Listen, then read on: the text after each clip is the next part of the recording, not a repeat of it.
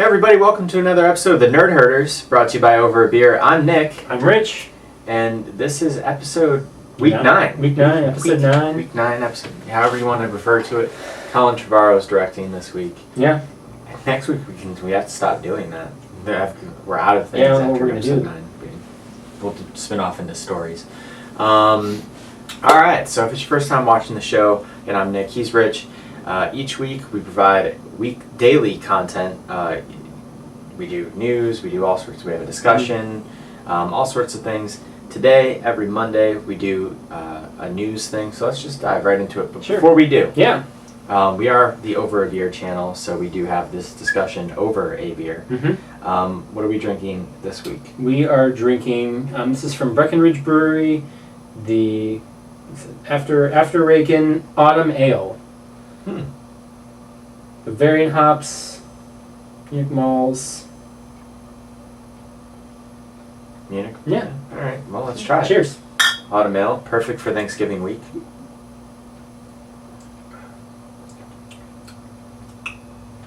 It's pretty good. Yeah, I'm liking that.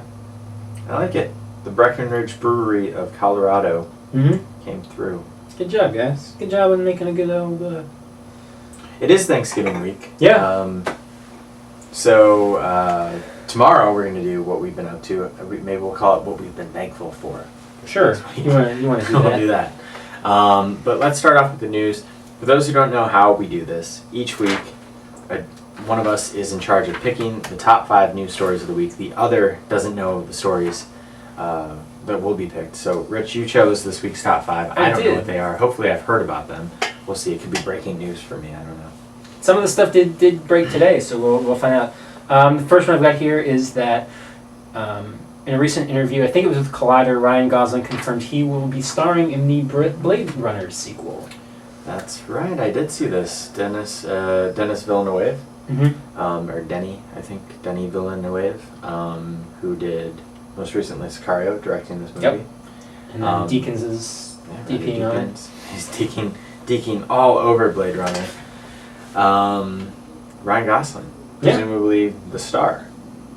There's still word that Harrison Ford might come back, though, right? I didn't say anything. I think I've heard recent interviews with him even promoting, like, early Star Wars promotion, talking about that he's going to come back as Deckard.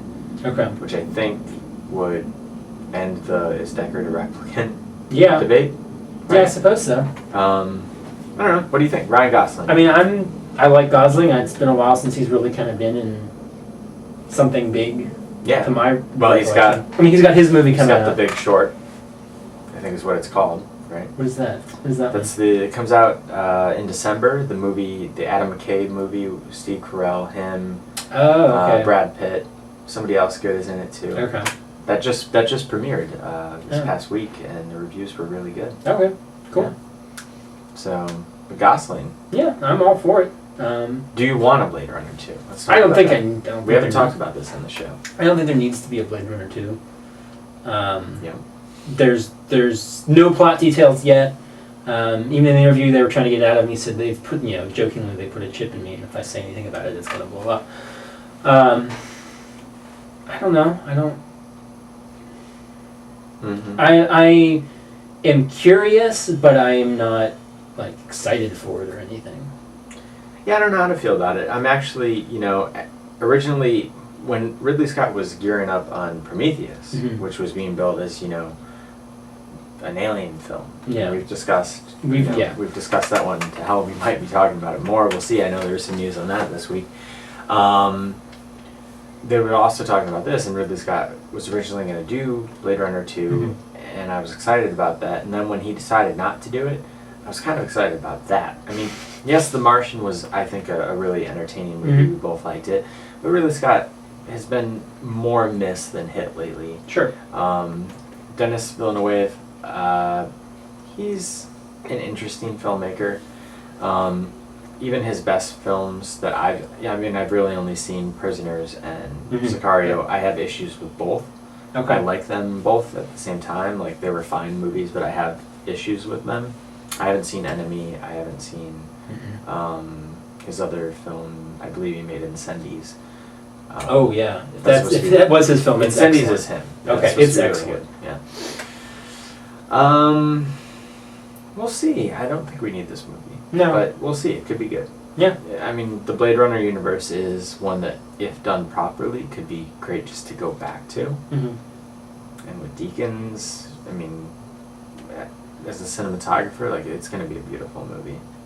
Sure. But no Rutger Hauer. Who replaces Rutger Hauer? Bring him back. Bring him back. Still I don't know if doing we stuff. want him back, but Hanging I out. mean, Gosh, he's a hobo with a shotgun. He's doing all kinds of stuff now. the screenwriter is someone, I think, semi-lackluster.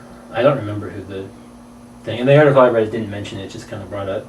And I think the article was saying that one of the things that Gosling wanted, it was working with the two of them, Deakins and the director. That was kind of his. Yeah, we'll get back to people on It's all incredibly speculative at this point. Still far away. Yeah, I think it's at least 2017. So. So the next thing I have on here, Tomb Raider is getting a reboot.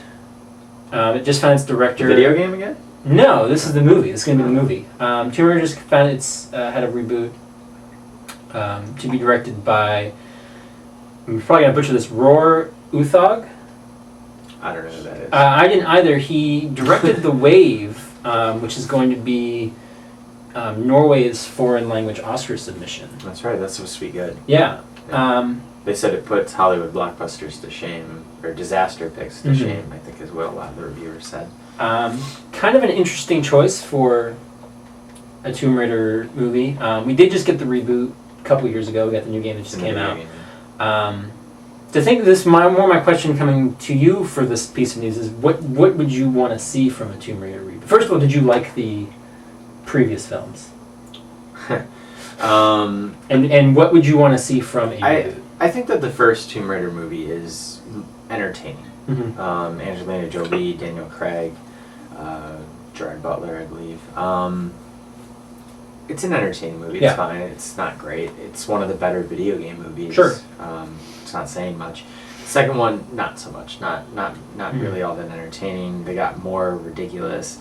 You got her punching a shark in the face and stuff like that in that movie, and just messy. But yeah, I mean, the Tomb Raider, like you said, for those that don't know, Tomb Raider got a video game reboot a couple years ago, highly acclaimed. You really liked it. I have it. I haven't started it. Actually, I have it for PS4 and now Xbox One because it was Games with Gold last month. Gonna play it soon, but the storyline and that's supposed to be really good. You have to think that's what they're gonna follow, right? That would be smart. That's what I'm curious if they're gonna do it as a full reboot of like here we're and this isn't really spoilers. If you know going into the reboot, it's sort of her progression into becoming the Tomb Raider. Right. It's just sort of this girl being thrown into this scenario and sort of coming to her own and stuff. So I'm curious if they'll take that route or if they'll just sort of like do almost how the first Tomb Raider film did. Is just here's Lara Croft. You see a little bit of younger Lara Croft in flashbacks, but really she is just Lara Croft. Honestly, they could bring back Angelina Jolie. She's still a massive star. Yeah. It's been a few years since she did like pure action, but even just like maybe 3-4 years ago, she was in Salt, a movie that I enjoyed a lot, and it did well. She's still a massive star, but if they aren't going to go with Angelina Jolie, and you have to imagine they aren't, then why not go with the plot of the movie, or at least take elements of it. Who would you want to see be Lara Croft? I don't. Yeah, not her. You were talking to this, and I'm like, I bet he's gonna pose that question. It's an interesting. I don't know offhand. I almost feel like they should get somebody maybe a little unknown. Off the top of my head, one if they got I can't remember the actress's name who actually does the mocap and the stuff for the game would be kind of cool. But if you're gonna go for the sort of the younger Lara Croft that is in the new games. Two that come to mind might be Tatiana Maslany in *The Orphan Black*. She does a little bit of action stuff, never done a whole lot. Yeah. And I haven't seen the movie, and I don't know if she's done anything prior to this, but even like Daisy Ridley could be an interesting choice for a Lara Croft. Rey in Force Awakens. She's gonna have a really busy schedule. Yeah, that's true. But I mean, that would. Wow, it could be interesting. Certainly, the younger element, if they just kind of wanted like a potential star female who can pull off action, Mm-hmm. that might be a good one. Daisy Ridley, if she did get another franchise, like that could be good.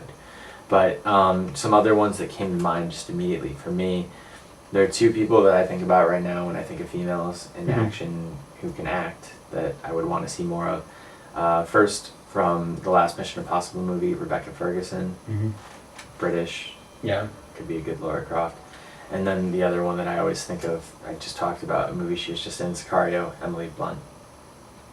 Could definitely be a Lara Croft. Sure. Coming off, that movie, she has some scenes. I talked about my issue. That movie has female issues, but Edge of Tomorrow too. Yeah. Where she was amazing She's in awesome that movie. in that. So, but Daisy Ridley, interesting.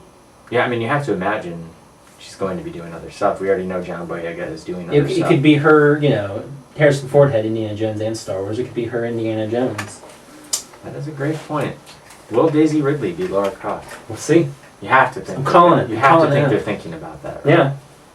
I'm calling it now. Good one. Throwing it out. All right. So Tomb Raider getting a reboot. Let's see. What do I want to do next? What do I do? Okay, we're going to do this one here. We mentioned it a little bit before. You suggested it might be in this new segment, and of course it is in this new segment. 2 weeks in a row. 2 weeks. We talked about this a lot, so if you're getting sick of it, I apologize. If you are getting sick of this, let us know to not cover it. Well, actually, we didn't really talk about it 2 weeks in a row because last week we talked about Alien Paradise That's Lost. true. So what the Prometheus sequel, what last week was called Alien Paradise Lost, is now being called Alien Covenant.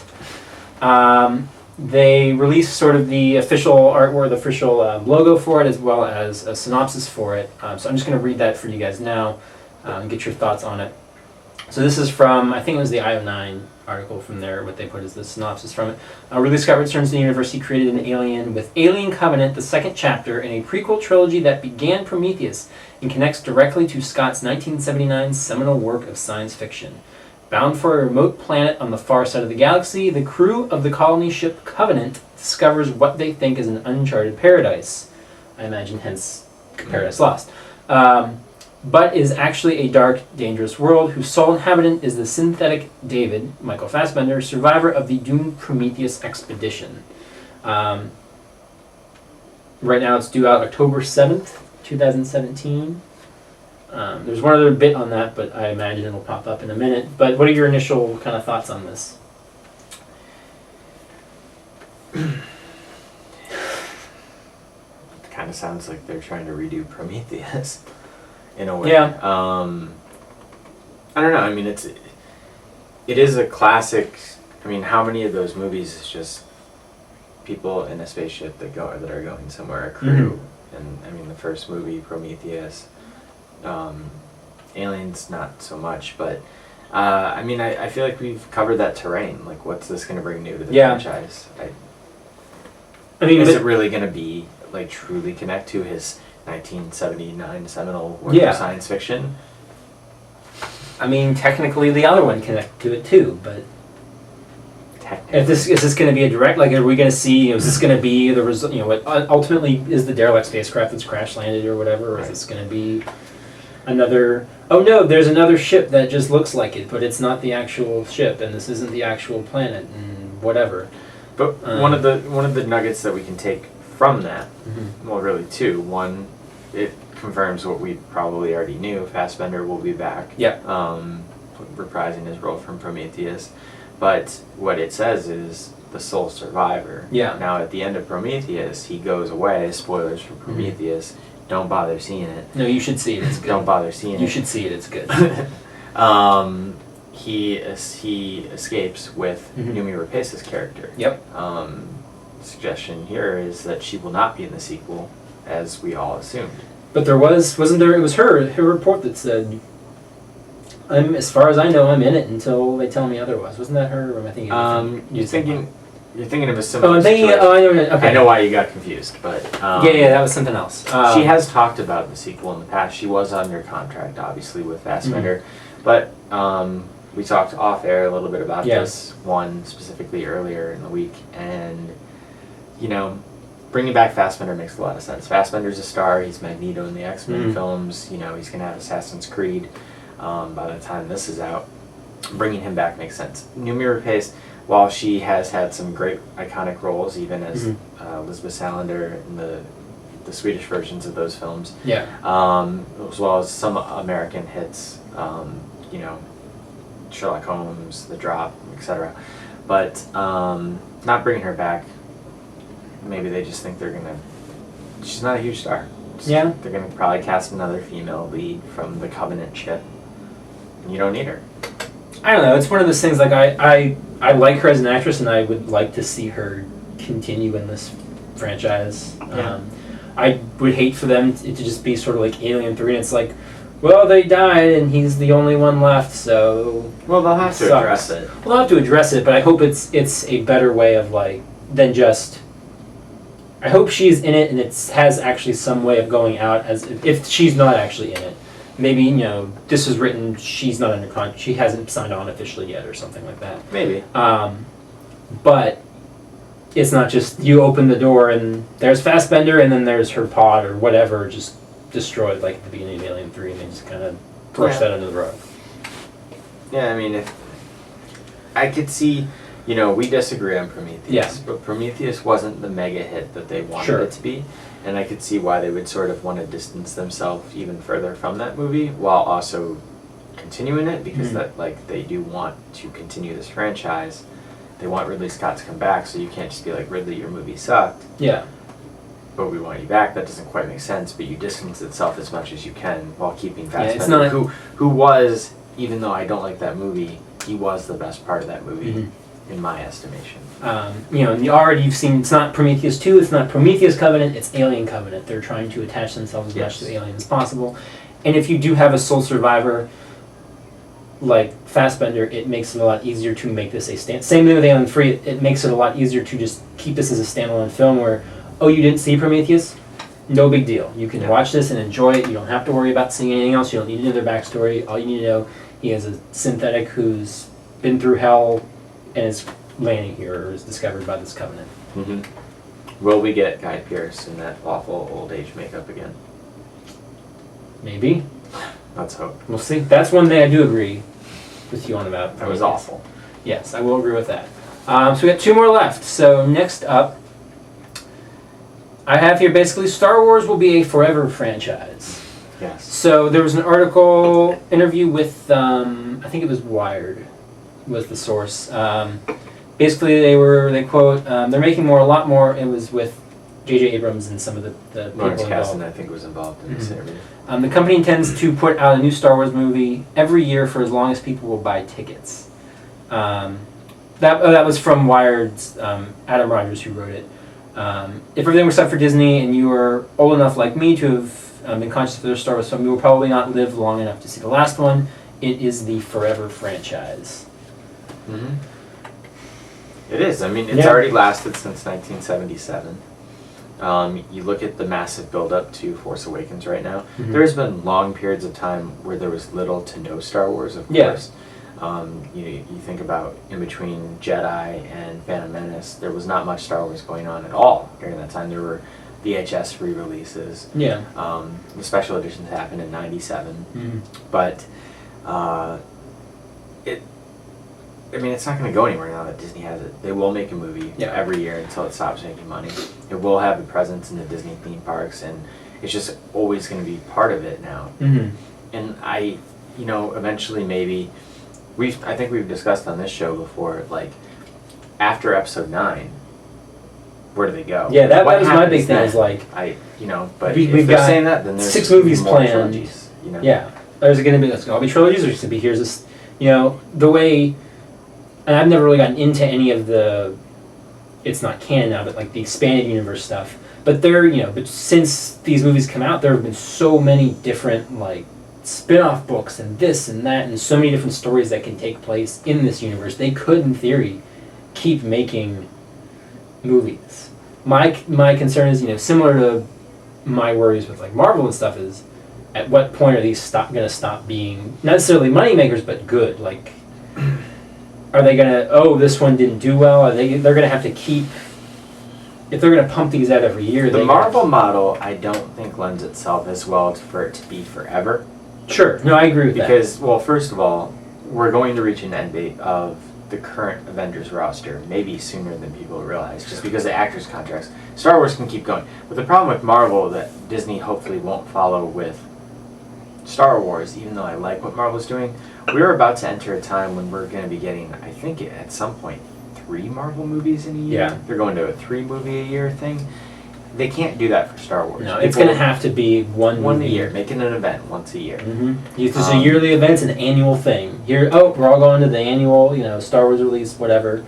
And unless they have like 2 or 3 terrible movies in a row,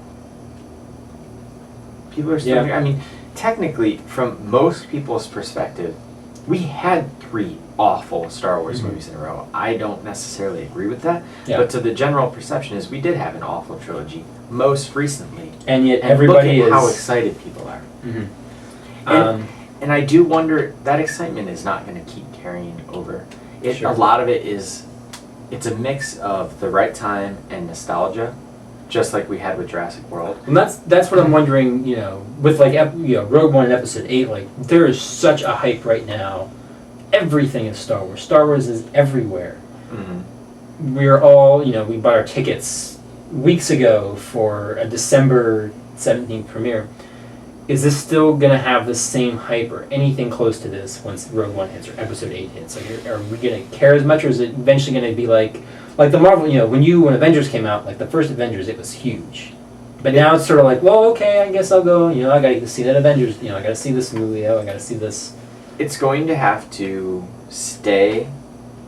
Episode 7 if Episode 7 is amazing, if Daisy Ridley, John Boyega, Oscar Isaac become as instantly iconic as Harrison Ford did. Yeah.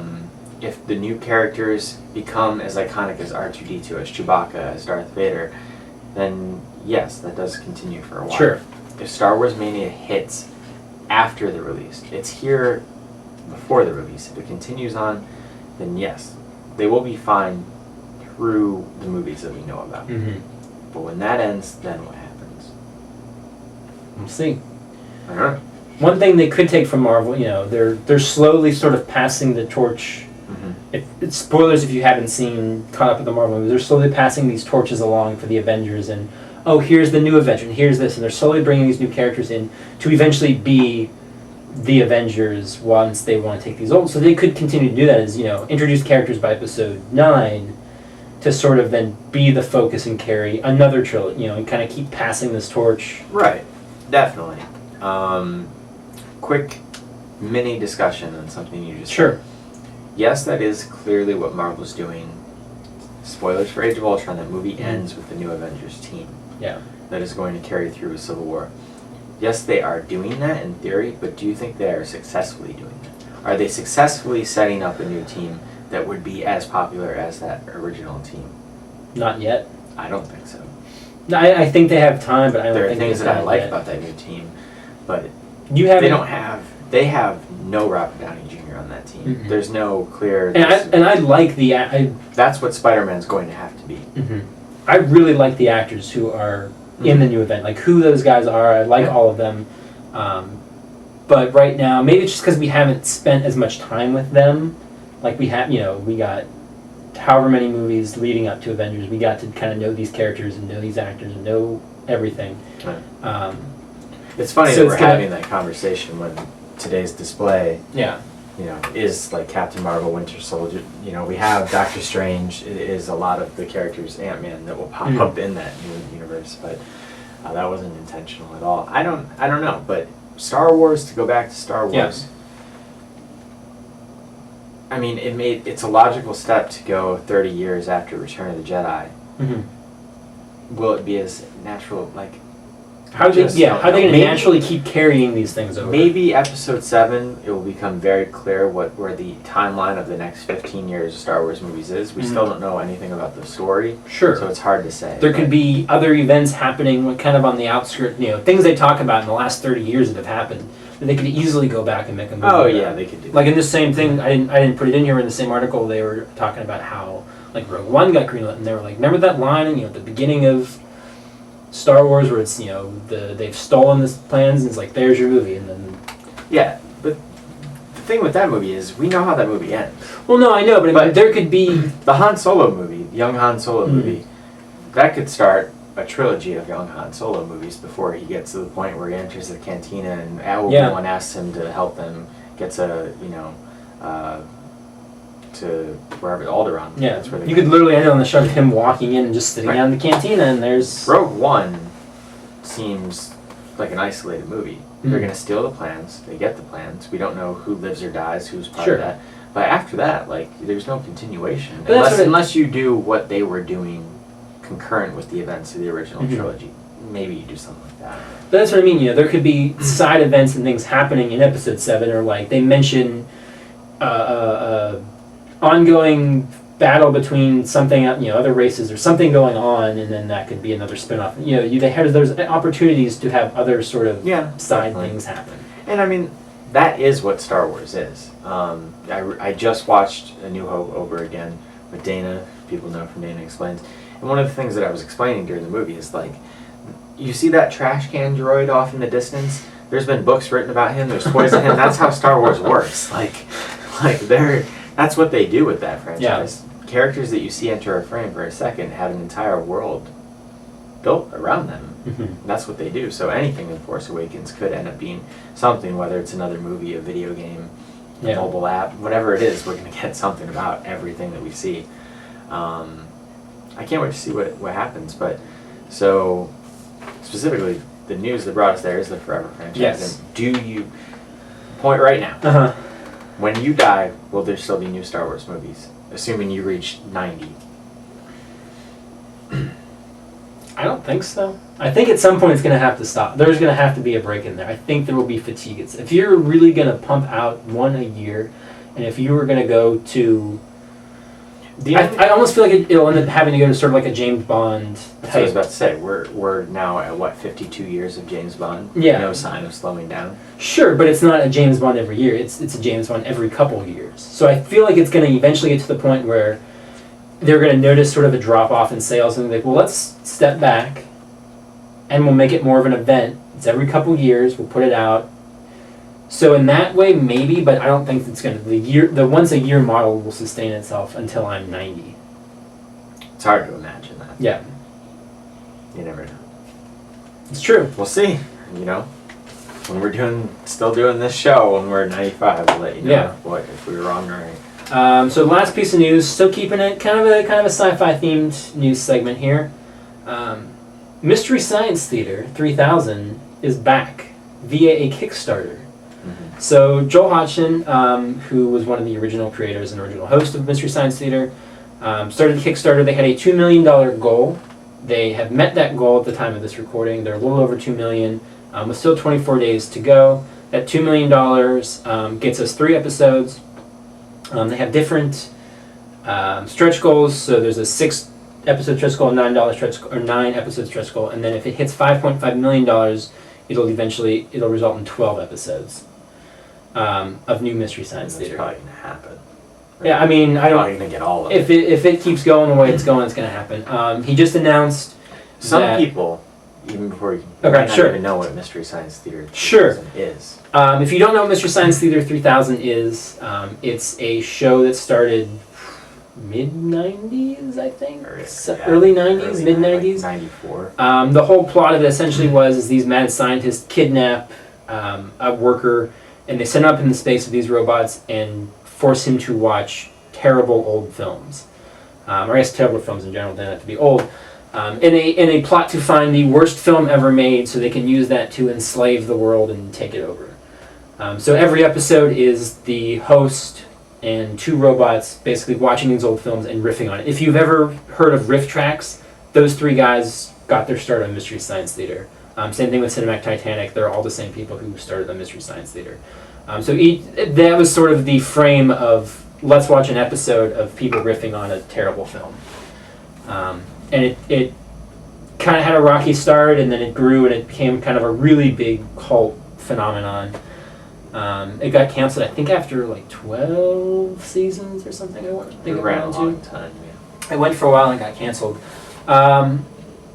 They just announced that they got Jonah Ray is going to be the new host.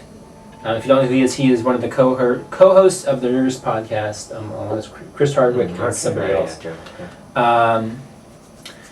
One of the big questions going into this, I had this too, I even tweeted at him trying to find it out. He made a post on the Kickstarter about it. Is the old cast going to be returning? Are the original people from it going to be returning? Obviously they are doing other things.